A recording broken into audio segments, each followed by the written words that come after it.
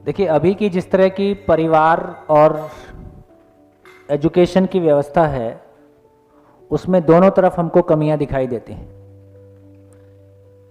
तो इसके लिए कहा कि घर को विद्यालय हो जाने की आवश्यकता है, विद्यालय को घर हो जाने की आवश्यकता है। आशय ये है कि जब हम विद्यालय की बात करते हैं तो वहाँ कोई इमोशन नहीं है, फीलिंग नहीं है, संबंध नहीं है।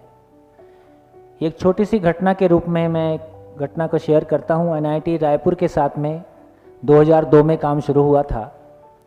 तो वहाँ जब हमने बात की तो जो भी सीनियर टीचर्स थे उन्होंने कहा कि बच्चों को इस बात की ज़रूरत नहीं है। तो हमने कहा कि एक बार उन्हीं को तय करने दो।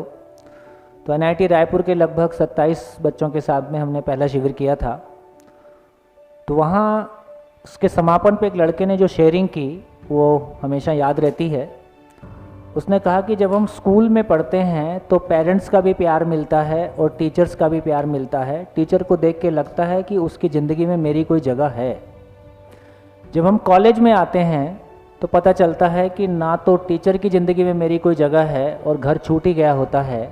तो उनको लगता है कि हम बहुत सारी बेवकूफ़ियाँ करते हैं, बहुत सारी गलत हरकतें करते हैं, लेकिन ये केवल इस बात के लिए है कि हम बहुत बेगानापन महसूस करते हैं, अकेलापन महसूस करते हैं।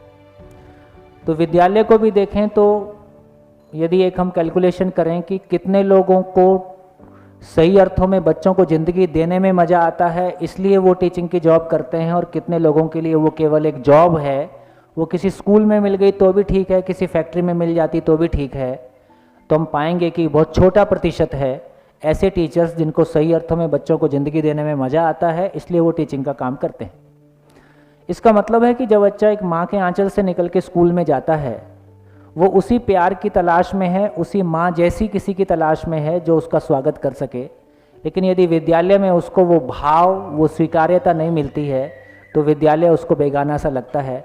उसके लिए 1 2 3 4 याद करना, A फॉर एप्पल याद करना उसकी ज़िंदगी से कहीं जुड़ता नहीं है। इसलिए विद्यालय में इमोशन आने की ज़रूरत है, फीलिंग आने की ज़रूरत है, अपनापन आने की ज़रूरत है।